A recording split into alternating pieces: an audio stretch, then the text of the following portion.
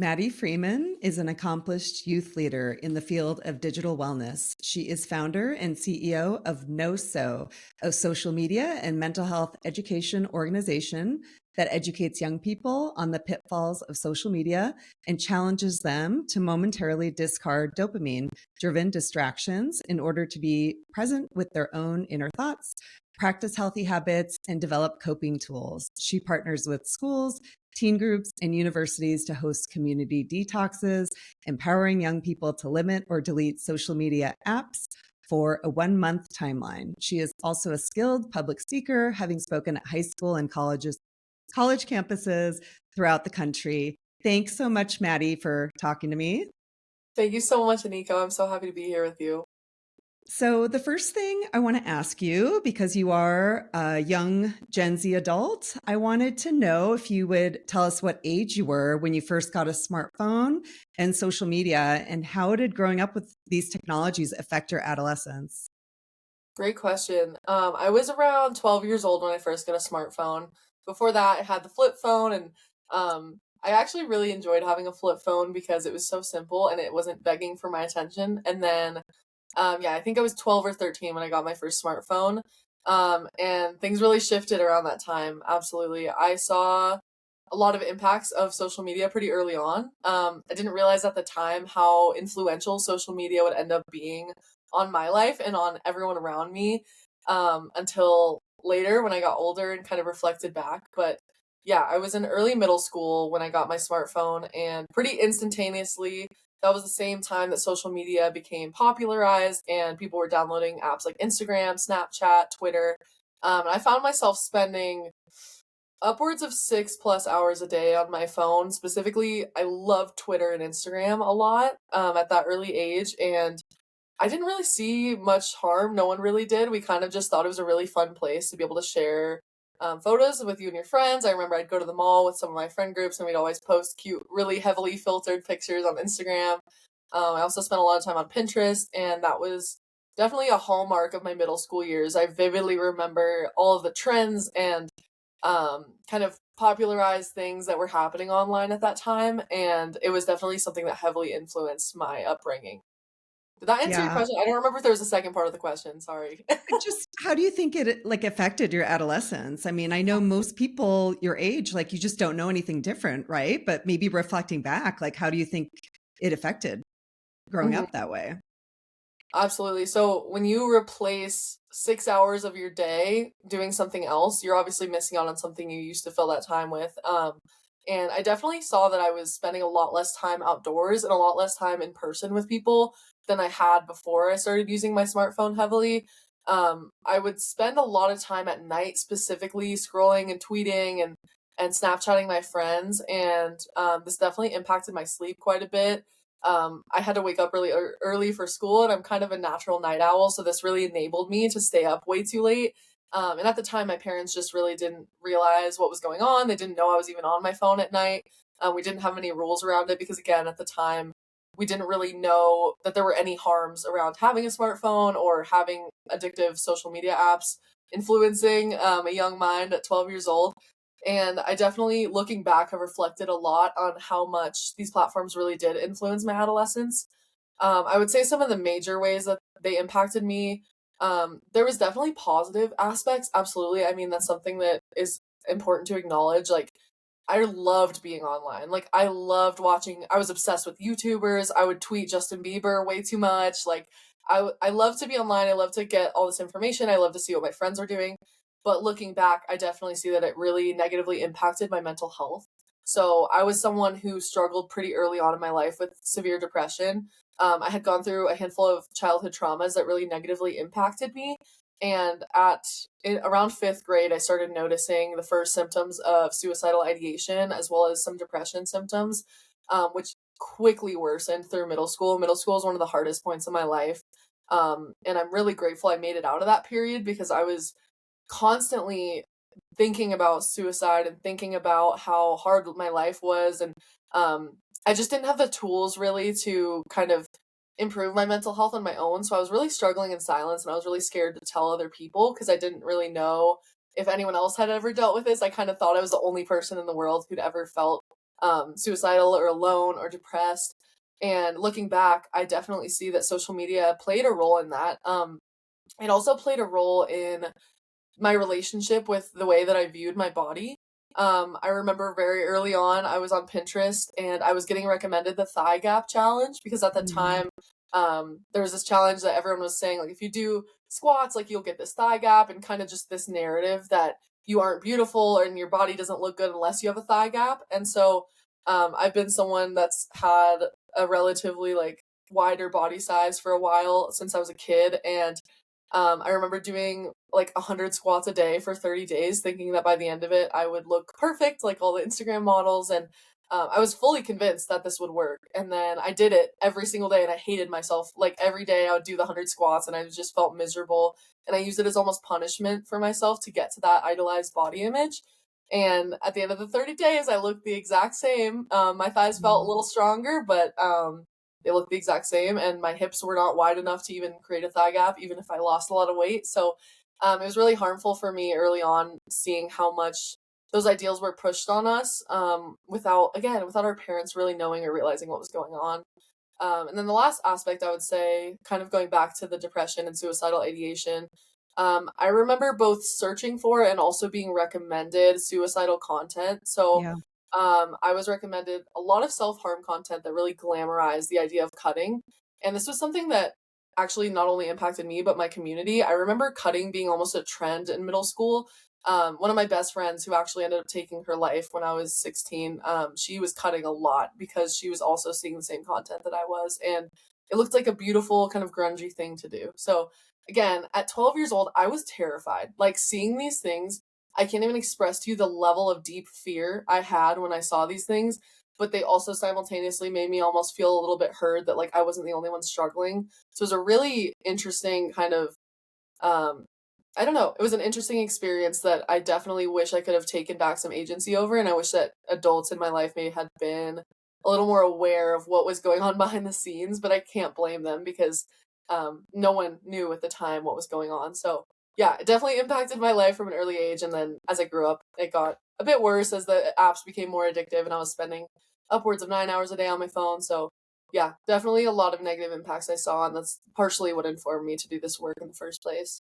Yeah, that's amazing. Thank you so much for being so honest about that. Like, it cannot be easy to talk about. One of the biggest things that we hear over and over from people your age, I mean, obviously, you guys didn't know, you were kids, but the parents just had no idea, which luckily is changing a little bit right now. I so appreciate you being so upfront with the suicidality part of it, because I do think it's something that obviously is like such a difficult topic that nobody talks about, but it's something that you talk about quite a bit. And I just want to read some of these statistics. So, according to the CDC, suicide rates have actually increased 36% between 2000 and 2022. So, a very short window there. And it's now the second leading cause of death for people aged 10 to 14. So, that's that middle school age you were talking about, and 25 to 34, so younger adults. And I know you already covered this, but that this was one of the reasons why you founded No So. And I know you covered some of your personal experiences with that. And one of your friends, I'm so sorry to hear about that. But didn't you have like more personal experience with this? Wasn't it much more than what you've already told me about? Yes. Yeah, so that was all of the deaths that I experienced in my life are the reason why I get to do this work now. I lost 10 friends to suicide throughout my years of high school into my freshman year of college. And I didn't know what to do with myself anymore, and I started creating mental health initiatives for the local school district, to give more support to the younger generations because I was just like, I don't want anyone to have to go through what me and my community just went through with this loss. So yeah, it was a really, really, really difficult time. And I think the only silver lining outside of that horrid experience is that I get to do this work now, and that I am single handedly helping prevent suicide through the work that I do and promoting mental health and well being, which again, I feel so lucky I get to dedicate my life to that, and in honor of those people that I lost, because I feel them supporting me and looking over me every day that I do this work. And I get a lot of signs from them, and a lot of people even that I run into from my high school share with me that they would be proud of me and like that they're so thankful that someone created something out of that pain. But yeah, I started experiencing that suicide loss my freshman year of high school, with a teammate that I played soccer with when I was in middle school. And I was just kind of shocked. I'd heard about suicide, but I didn't realize it actually happened. And I saw a lot of people around me that were really close to her in mourning, and it was a really sad, scary thing to me. And I kind of thought that would be the only experience I'd have with suicide. The year after that, one of my close friends that I really, really deeply loved, died by suicide, and that one absolutely rocked my world. It was the hardest day of my life for sure. And I was a sophomore in high school, and some of my friends came over that day to support me, and we just cried together and mourned together. They stayed over at my house for like a week because none of us wanted to be alone. We were all just grieving, and one of those friends actually ended up taking her life later on. So all of these deaths felt very interlinked with each other. A lot of the people knew each other because it was within our same high school district. And then it just kind of started increasing. Like there was like I think 3 deaths my junior year. And then COVID was the peak of it. COVID was awful, and COVID 5 people that I knew died. Not all of them to suicide, but most of them. And that was when one of my closest friends died, and it was just like I literally didn't know what to do with myself, and I also felt myself in this state of constant fight or flight where I was like every time a phone call would come to my phone, I'd think it was Yeah. someone telling me that someone else died, and I'd also always be projecting like, oh my god, who's next? Who's next? Like this just keeps happening over and over. I need to like prepare myself for who's next. And um I became almost like a suicide hotline for my community because I just wanted to do everything I could to prevent this. And so I'd be up all night talking to people, talking them out of suicide and trying to get them help. I'd have to call wellness checks on people often, and I was struggling a lot myself, but I felt like that was the only thing I really could do. And then, like I said, I launched some initiatives in the local high school because I wrote a petition and I was like, we need to support mental health. Like, our community is Yeah. suffering and like nothing is changing. And again, that was what sparked my work. And I started being like a consultant for the school district, implementing and trying out new resources. And NoSo was one of those resources. I was like, let's try a no social media November detox challenge and like try to implement healthy coping mechanisms because that was something I learned in therapy that helped me a lot. And it stuck. Like it worked so well, and students were emailing me saying how much it was impacting their mental health. And that was when I first was like, wow, I can make change in my community. Like I can impact people's lives in a positive way. And that was like the only way I could get through the grief. So I'm really grateful that that timeline led me to where I'm at now. And I've been working on NoSo for 5 years. So yeah, I carry those people with me every single day. And everyone in our community feels that the pain of those deaths every single day. But I just feel grateful that I can, do something about it. Yeah. I cannot imagine. That is just so much loss. When I was growing up, it was just unheard of. And I'm sure it existed, but it is nowhere close to where it is now. And I mean, I just read the statistic. I mean, I was a teenager in the 90s, so that's before these rates started shooting up. But I mean, the thing that just sticks out to me so much when you're talking about this is, I mean, you're my hero for doing this and turning so much loss into something so positive. But just how brave you are, talking about it and channeling it into a superpower. So, you know how much I admire you for that. So I do want to pivot a little bit, coming back to social media a little bit. So in June of 2024, the US Surgeon General called for warning labels on social media products like we see on cigarette packaging. So we've covered them a little bit. You've talked about body image, sleep, opportunity costs, things like that. But if you had to summarize the main harms of social media, um, number one, and then number two, do you think social media in its current form should have warning labels? Yeah, I love the question. And I think this really ties into what I saw growing up with myself and my friends struggling with mental health. Social media, again, can be a very positive outlet for connection, but the way that it's designed is not incentivized for the user to benefit from it. And so it's incentivized by profit. That's the end of the story. And whenever that is the only kind of thing that's driven in a company, then other harms are going to come on the wayside. And so what we've seen is that the algorithms that drive big social companies are designed to be as addictive as possible. And I see this as a fundamental main issue that's causing not only harms in mental health, but in a lot of other ways as well. I mean, I've seen detrimental impacts on political polarization. I've seen Yeah. in my own community how much social media driving that division has really impacted our ability to communicate with each other and have kind of meaningful, empathetic conversations with people that we disagree with. I got caught up in that personally. Like, I was very politically active a little earlier in my life, and social media made me so polarized to the point where I was having like real life hatred towards people that disagreed with me, and everyone else was in the same boat. And that's something that's been really negatively impacting, I mean, this upcoming election. Like, we're so polarized as a society right now, and it's absolutely being driven by social media. The algorithms truly incentivize things like fear, hate, outrage, negative emotions, because negative emotions tend to rile us up more than positive emotions. So Yeah. if a platform can pump out content that makes you mad and angry and upset, you're going to engage with that content more. And so what happens with that is then they recommend you more and more of that negative content, and they Yeah. make more and more money off of you. They get to see what really makes you tick, and then they keep that online for you so that you'll continue returning to the platform and engage in those negative emotions, right? But what they don't see on the back end of that is, yes, they're profiting, but people are really, this is turning into real world outcomes, right? And so then on the other hand, with mental health, it's the same story. Like, we get recommended things that make us feel horrible about ourselves because it's engaging. And so that is detrimental to mental health, especially for kids going through the developmental phases. Like, elementary school, middle school kids don't have any safeguards. Like, these platforms are the same. Whether my 30-year-old sister is on it or a 5-year-old, they're gonna see the same sort of content. That's Yeah. terrifying. Like, and I know this is very graphic, but like, my sister's feed, she showed me recently, is the most horrific videos. Like, she gets recommended like body cam footage of people getting killed and like dogs being abused and like horrible things because it like freaks her out.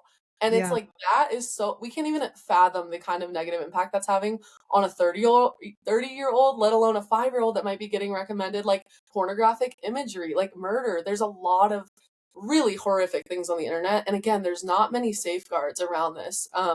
Especially on platforms like Snapchat. Like, we've been seeing lately that 30% of people get unwanted messages from people that are maybe trying to engage in sextortion or Yeah. other issues like that. So again, just the lack of regulation and oversight by these companies is really driving a lot of harm.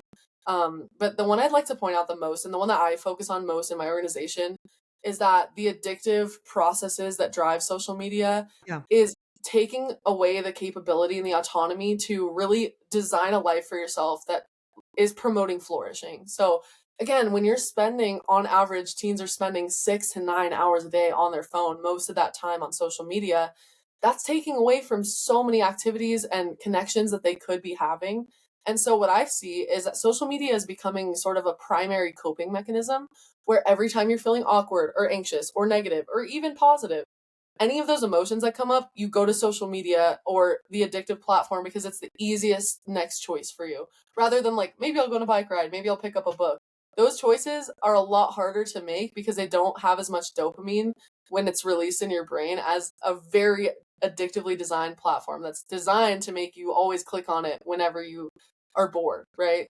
And so this amount of time we're spending is really making it easy to just live in a world where you're constantly distracted and you don't have to deal with those inner hard emotions. And something I've seen is just that, like, suppressing negative emotions is really fuel to the fire when it comes to mental health. Like, not processing and sitting and being aware and mindful of how you feel and why Hmm. you feel that way can really lead to issues like depression, anxiety, and a lot of other things like that. So I think, yeah, just the massive amounts of time spent online is just really, yeah, it's becoming really detrimental to today's youth, and it's taking away their ability to cope with any negative emotion. And I see that as a very, very harmful thing. And yeah, that's really my main focus of my organization. That's amazing. I think you covered it all, to be honest with you. There's a few things I wanted to touch back on because most people don't talk about them. I think everybody knows about mental health, body image, things like that, right? Political polarization, huge. Like, people do not realize, and I completely agree with you, and I'm not just the only one that's saying this, that these platforms, they're supposed to be bringing us together, but they're one of the main things that's actually driving us apart. You know, as a country, as families are ripped apart because people are unfriending each other because of their political beliefs. When I was growing up, it was, you don't talk about politics and you don't talk about religion. And that it was like rude to talk about those things. And now it's like what everybody talks about, right? And then not to mention what you covered with the radicalization of it, right? I mean, this is the reason we have things like QAnon, right? Is you maybe look at or engage with a little bit of slanted content.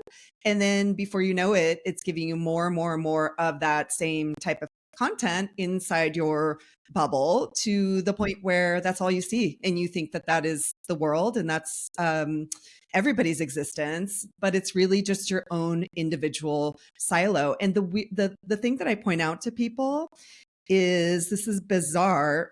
Not one person has the same feed, right? Mm, So we're all living in our own individual universes. And yeah. that's really sad. It's really isolating. And like you said, it's really polarizing. So I'm really glad you spoke to that. And then the other thing that I love that you talked about is this idea of we don't have free will. And it's so true. You know, when we're being fed things all the time, we're often being fed things that we don't even really want to see. We wouldn't have sought out had we, you know, had the platforms not been designed the way they are.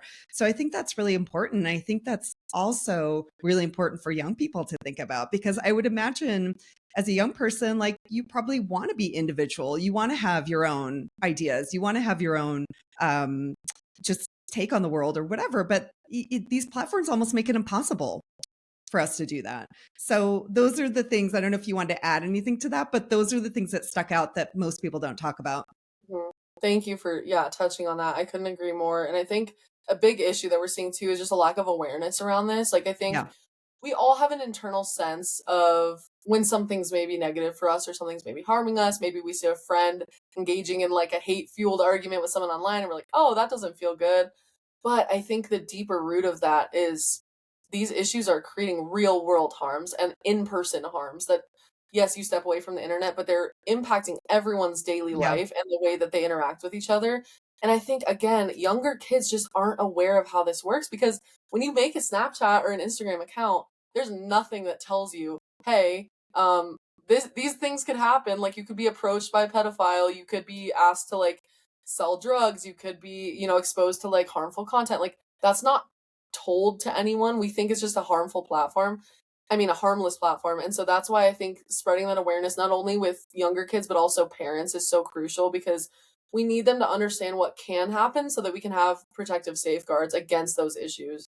And so going back to your thing about the search in general, I mean, I think it's so important to, on the forefront, when you are about to make an account, you're aware of what you're signing up for, right? Like, I think it's only the bare minimum to convey what could happen if you're going to put yourself on a platform like that, when these harms are not rare. They are very, very common. We're seeing like huge issues with people. It's not like we hear about some rare cases sometimes, but again, like, this is impacting almost like all users on these platforms. And I think, again, having that understanding on the forefront when you make that account is something that would hopefully help spread awareness and have people reflect a little more deeply before they make those decisions and make those accounts, to consider what they might be exposed to and what harms could occur. I think that's really important. I think we see that again with cigarettes and with alcohol. Like, we're like, you go buy it and you're like, okay, I know this is bad for my lungs, it's bad for this, bad for that, and you can make a more informed decision. But when you're on social media, they paint this beautiful picture of like, this is just a great place to connect with friends, but that's just Yeah.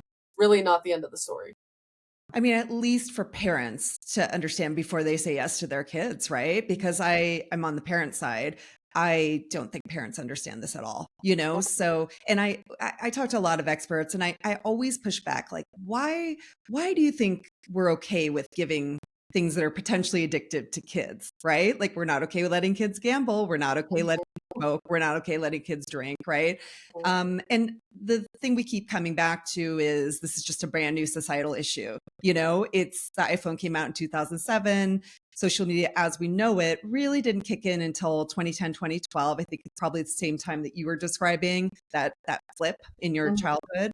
Yeah. So it's everything is super slow. I think when cars came out, they didn't have seat belts until like 24 years later or something like that.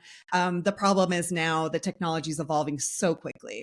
You know, it just feels very slow. Like, all these safeguards and things that we're both advocating for just feel like they're coming way too slow. But the truth is, technology is evolving just so quickly, that we, as a society, just can't seem to get ahead of this one. Mhm. Um, so, okay, can we pivot to this idea of nomophobia, which I know you're familiar with, but this is this idea that most teens are actually nervous or anxious when they don't have their digital devices. However, if you look at like the latest Pew poll, 74% of teens actually say they feel happier without them. So it's this kind of really interesting paradox. So why do you think this is? And how can both of those things be true? Both of those things can absolutely be true, and I think they really play off one another. I love this comparison because I think it really resonates deeply with me of this feeling of not wanting to do something, but feeling the need to do it, not only because your brain chemistry is being altered, but also because everyone that you care about is doing it too. And Yeah. you feel like the harm of not connecting with people and not fitting in is bigger than any harm that may occur from being addicted to the technology is really impactful. I mean, we see that most kids wish that if all of their friends went off of social media, off of their phones, they would Yeah. be more than willing to. But they Yep. find it really difficult to do that because again, it's so deeply entrenched in our social culture, right? And Yeah. so it seems really upstream to be like, no, I'm not going to be on my phone because you feel like you're sacrificing any social connection. But I'll say like I started going on phoneless walks outside and Mhm. there is fear. Every time I walk out to go on that walk, like I did this yesterday, I'm always like, well, what if someone tries to call me? Like, what if something happens? What if like I need to call the cops or something like that? Or like, what if, all of those thoughts of like, I feel like I need to be tethered to my phone 24/7. And then Yep. every time I go on a walk and I don't have it, I feel so refreshed. Like, even just physically not having to carry anything on my body just feels like so relieving. And again, I think that's just not normal in culture. Like, we are expected to constantly always have our phone from the moment we wake up, every time we're in the car, every time. Tristan Harris has this great quote. He says, do you look at your phone before your morning toilet break, or do you go on your phone while you're on your morning toilet break? That's, like, so real, like, we are on it constantly, not only on it, but it's with us. We bring it to work, Yeah. we bring it to school, we bring it a lot of intimacy issues, like, people, even adults, like, engaging in sexual activity will be checking their phone during that, and Oh it my causes God. interruption, like, it's a pervasive issue, and, again, there aren't norms around not having it on you. I mean, I know some friends who leave their phone at home regularly, and their family members and partners get upset at them because they can't reach them. So it's kind Yeah. of this hard balance to find. And that's why I think having kind of that collective action is so powerful because if we can make more norms around that and create a space where it's powerful and positive to not always be on your phone, I think that's something that will help support people in finding those healthier digital habits. Yeah, so I think it's really hard. It's interesting, but yeah, I think that's exactly the genius that goes into the design of addictive platforms like social media is that they tap into those social structures. They know our brains are really valuing social connection and valuing other people's opinion of us.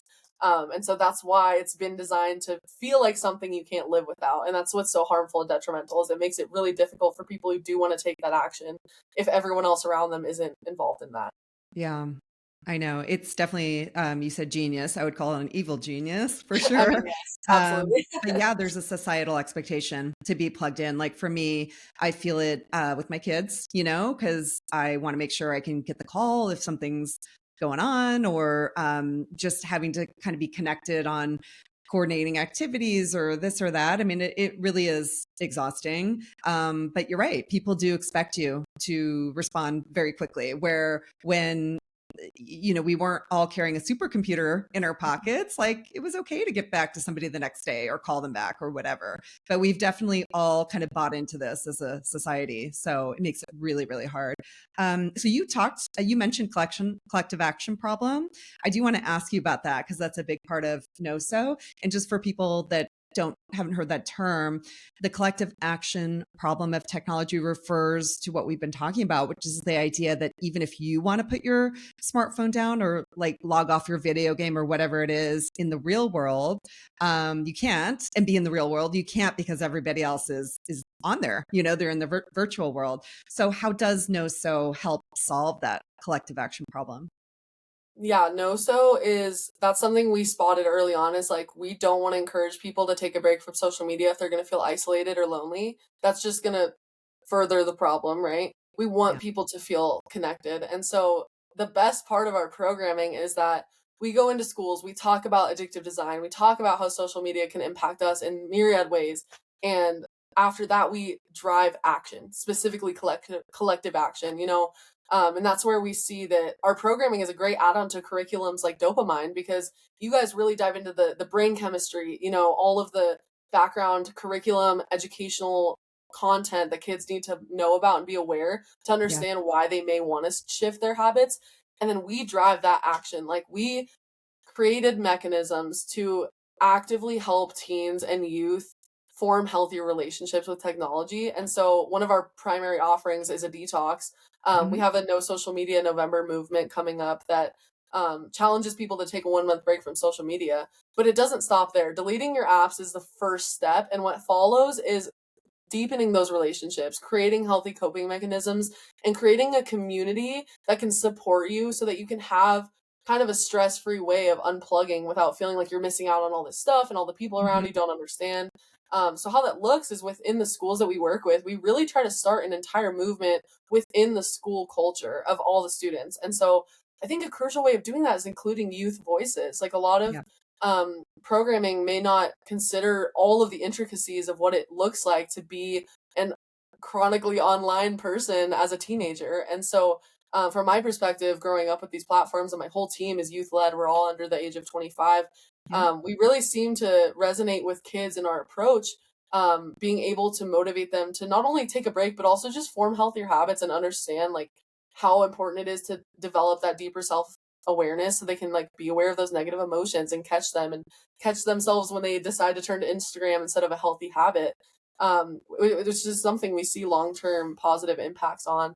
But again, we really try to promote the collective action piece, because if everyone in the school agrees, okay, let's do it, then everyone feels held in this environment where everyone's trying something new. Everyone's attempting this challenge that seems a little bit daunting, but they do it together. And then another huge focus we have is we help schools and student groups host events for the participants. So, like, a lot of times we like these to be mindfulness centered events. Like in Colorado, specifically where I live, like we host a lot of these events for participants to come together.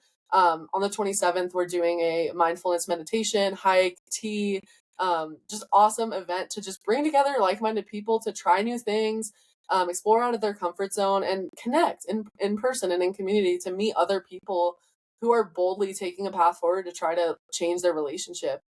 So again, we see that community threshold being so crucial to this movement. Some people will just try the detox on their own. The No Social Media November challenge reaches people across the globe, and people and their families just try it by themselves. And even then, we see that 84% of our participants see that their social lives actually improved during the detox, Mhm. which is so beautiful, because I think there's this idea of shallow versus deep connections. When you Yep. have 100 Snapchat streaks and you're sending pictures of your face in the corner of the room, that's not a deep connection. That doesn't feel like you're fostering something meaningful to you. But having like 3 phone calls a day with people you love and then meeting up with your friends in person and going on a hike fulfills that need so much deeper. And I think Yep. that's what we really want to tap into is those mindful connections. So again, we encourage phone calls, we encourage FaceTime, we encourage texting. Like, those are awesome ways to communicate with people. But they're not quite as addicting as, Instagram. So Yeah. we really want people to improve their social lives as a key function of our programming, which I think again helps solve that collective action issue. Amazing. I want to ask you about the 30-day thing because this is something that I talk about in our parent eds, and the parents like jaws drop, like they can't believe this. But according to Dr. Anna Lemke, and I think others as well, 30 days is actually the length of time it takes for dopamine levels to return to their personal baseline, which is why you use the 30-day model there. So for those that are intimidated by it, can you speak to that a little bit? Absolutely. I mean, I think the ideal setting, and we always say this, the ideal way to do some sort of detox, or dopamine detox as people like to say, would be a 30-day plus break. And yes, that sounds intimidating, absolutely. I mean, looking back when I was in high school, I would have been like, no, I'm good. Like, Yeah. if I didn't know why and I didn't know how it would impact me, I'd be like, no, I'm not doing that. That's like crazy. Like, I want to be on Instagram, you know what I mean? But I think what's really important is that yes, that is the standard, and I think that's something that we see the most impact when people decide to just full send it and do a month and just see how it impacts them. We see insane positive benefits, but our approach also is very flexible. Like we want people to try mini versions, right? I think starting with a week is so much better than not doing it at all. Starting with Mhm. 3 days even. Like I think just the idea of taking a break is a little daunting for some people, and some people are really just like, yeah, sure, whatever. Like maybe they don't feel super addicted to social media, which is great. But some people who it feels like a foundation of their livelihood, it could be really scary for them.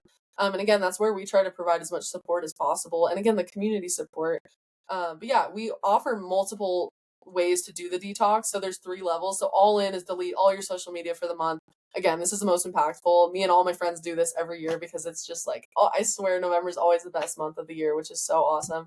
And then the next option is like, again, you might not be able to do that. You might have to use social media for work or school purposes. So with the second level, you can delete all your other social media and just keep the apps that you need for work or school purposes and just try to like modify the way you use them only to be used for work or school purposes. And then the third option is just like working on it. Like, unfortunately, there's not like a ton of ways that you can make social media a healthier place for you. Like, you can't really unrecommend content. Like, they don't listen to that when you say, like, Yeah. don't show me this content again. They don't do that. But there are a lot of ways you can make your phone less addictive. And there's a lot of proven ways, like turning off your notifications or, unfollowing accounts that make you feel bad about yourself, following Mhm. inspirational accounts. Like, there's a lot of kind of hacks that you can use to really make your phone like spark a little less dopamine that can help you spend less time online. And then again, you can still engage in community events. You can still make a plan for yourself for the month to try new things, like try new activities, make a checklist of things you've been meaning to do for a while and like try to challenge yourself to do all of them. Maybe start like a 30-day yoga challenge. Like it doesn't have to be this full deletion, but I think what we see also is like starting small. People usually realize like, okay, now I experienced that. I'm feeling ready to try the full thing. So a lot of Mhm. times people that do maybe a week or two break, the next year that November comes around, they almost always are like, okay, I'm going all in. Like I want to just see how this feels for a month. And something that I always say is if you feel scared to do it, that's the exact reason why you should do Yeah. it. Yeah. Because they like social media companies want you to feel scared to not be on it. That is Sure. the whole point. And so I think if you have that, oh, I don't really know if I'm kind of nervous, like I don't really know if I should try this, like that's the exact reason why you should, I think. And I Yeah. know it's kind of harsh, but I think that I've seen that impact my life so much and other people's that just boldly take that step forward and it's very positive. And the other thing, it's reversible. It's not like a permanent commitment. Yeah. You can literally log back on at any moment of any day if you want. It's worth a try as long as you set yourself up for success with personal connections and healthy coping mechanisms. Like I can almost guarantee it'll be a positive experience. Yeah. I mean, I can add to that too, just from like the parent point of view, because we do 30-day breaks in our house. My kids aren't on, they don't have phones and they're not on social media. They're 8 and 11, but we'll do like screen breaks for like a month and people think I'm insane. But I will tell you, especially parents who definitely use it, and I do too, as a tool, right, for keeping their kids engaged or whatever. The first few days can be challenging, but I Mhm. would say, and I don't know the science behind this, by like day 3 or 4, I see them playing more. I see them picking up books and reading. I see them fighting less. My kids fight with each other, and I literally see that kind of switch go off, and then the rest of it becomes really pretty easy. And I don't know if you feel that way too with your work, but for me, it's like that 3-4 day mark, and then that hump. Once you get over that hump, it's a lot easier.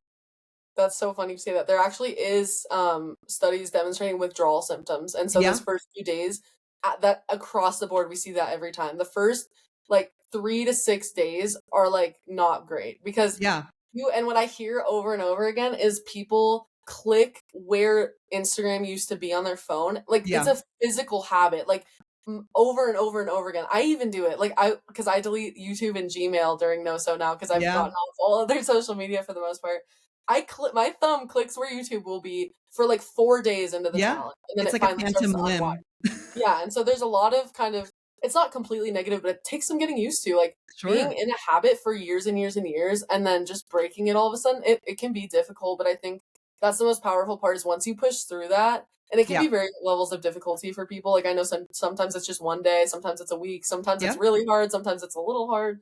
But I Yeah. think that once you push through that and you can see the other side of it, the feedback we constantly get is like towards the middle end of the month, they do not want to get back on. Like Yeah. everyone's like, this is how I want my life to look. And I Hmm. feel so much better. Like I have no desire to go back on. Like there is no reason why I feel like I would like to get back on social media. And a lot of our participants actually end up fully deleting social media, even if they went into the challenge really hesitant. And again, that doesn't work for everyone. Like it's important to Sure. find a healthy tech life balance, but like we've had participants get flip phones, like fully just threw their iPhone away halfway through Yeah. November and then get a flip phone. And I think that demonstrates that making that bold step forward and just trying it, I think you'll be surprised by a lot of different things that come up. But yeah, I think it's important to push through that first period because it's you and that develops that self-awareness. You can start to realize like, oh, when do I try to click there? Like Yeah. what situation am I in and what kind of feeling am I feeling when I want to click there really badly? And then why does it scare me that I can't click on it? And it's like Yeah. having that reflection is really powerful. Yeah, that self-awareness. I want to ask you just one more thing. So the statistic is, and you kind of touched on this a little bit, how most young people would rather not be online or on social, but if everybody else was off it, right? So there's a lot of statistics like that, like almost half of teens say they wish TikTok was never invented, right? But when it comes to smartphones, 45% of Gen Z adults say they won't allow their own kids to have smartphones until at least high school, is Mhm. what they're saying. So, do you agree with the sentiment? Have you thought about this? I've been thinking about this a lot. I mean, this year with the phone free schools movement and I mean, a lot of the work done by Jonathan Haidt has been like Yeah. getting extremely popular, and it's cool to see this movement just like Yeah. blossoming right now. Like, I feel so grateful that this is becoming a mainstream conversation. I'm not necessarily a child psychologist, so I don't exactly know what the guidelines should be. For my personal opinion, I kind of sway in and out, but I would say overall, like, I think I seriously am such a flip phone advocate. Like, Yeah. every parent's main reason for like wanting to give their kid a smartphone is because they just want to be able to stay in touch and make sure their kid is safe. And Yeah. that is so, so, so valid. But like a flip phone does that beautifully. I Yeah. just picked up a girl to take her to one of the mindfulness events that we do, and she's 15, and she actually got herself a flip phone. And she was like, it's actually cheaper than a smartphone. And like, I don't have to use social media, and it's just so chill. Like, I get to call my friends. Like, Yeah. it's seriously a powerful thing. And I think that it can be hard. I think where I kind of sway in and out is that it can be really hard to have imposed restrictions on your kids if they don't understand why. And so I think that's Yeah. again part of the issue of a lack of awareness is like also if like for example you gave your kid a smartphone in elementary school and then all of a sudden this movement happens and you're like, oh, I shouldn't give them a smartphone, so then you switch it out for a flip phone, but you don't have those conversations, they don't have the education or awareness to understand why that's happening, they're going to resist, they're going to pull back, they're going to be angry at you. So Yeah. I think it's just worth treading really carefully, and doing it with intentionality, like really really having those conversations with your kid. And hopefully as this becomes more mainstream, like schools will begin to really teach about these issues so that kids understand why this is happening. Because again, if you're just like, no, give me that phone, they're gonna be like, what the heck? Like, why? Like, I don't understand, like, what's going on. They deserve to understand why. Like, they deserve to understand that you're trying to protect them. And I mean, I overall, I feel like high school is the perfect time to get a smartphone because that's Yeah. kind of, again, when like social life really starts blossoming. I think that's a good time to become a little more, you know what I mean, like engaging with the internet a bit more, Yeah. absolutely. But again, I think if it seems positive for you and your kid, getting them a flip phone up until they're like 15 years old, like I can't express to you how much I wish I had that. I can't Yeah. express I wish I had a flip phone forever. Like I wish I just never got a smartphone to be honest with you. But again, if you go about it mindfully, I think that I do see that as a really positive kind of best practice. Yeah. It's so interesting. I don't want to say almost everybody, but the people that I've spoken to that are your age all say the same thing. I wish Mhm. I wouldn't have had it, right? Yeah. Mhm. Um, and you mentioned flip phones, and I think it's John Haidt that talks about this. So flip phones were what millennials grew up with. I'm Gen X, so that's the generation just before me, just after or before you, sorry. But their mental health outcomes are actually better than even my generation, who we grew up with nothing. We had pagers and landlines. But his hypothesis, and I think this is so true, is flip phones actually bring people together, right? Mhm. You don't, I mean, yeah, okay, maybe you have a conversation, but you're calling your friend to meet up and do something or make Mhm. plans, right? Where smartphones are actually keeping us apart, right? Mhm. Because we don't need to meet up because we've already sent the picture or gone back and forth with a million texts or whatever it is. So I think that's so key. And it's such a simple way to think about it. But is this tech bringing me together right now with my community, or is it tearing me apart? So, Yeah. and there is a resurgence, I will say, because I'm a social media marketer, as you know, and I look at trends. There is a flip phone movement, Mhm. especially in your generation and just a little bit below, like maybe older Gen Alphas.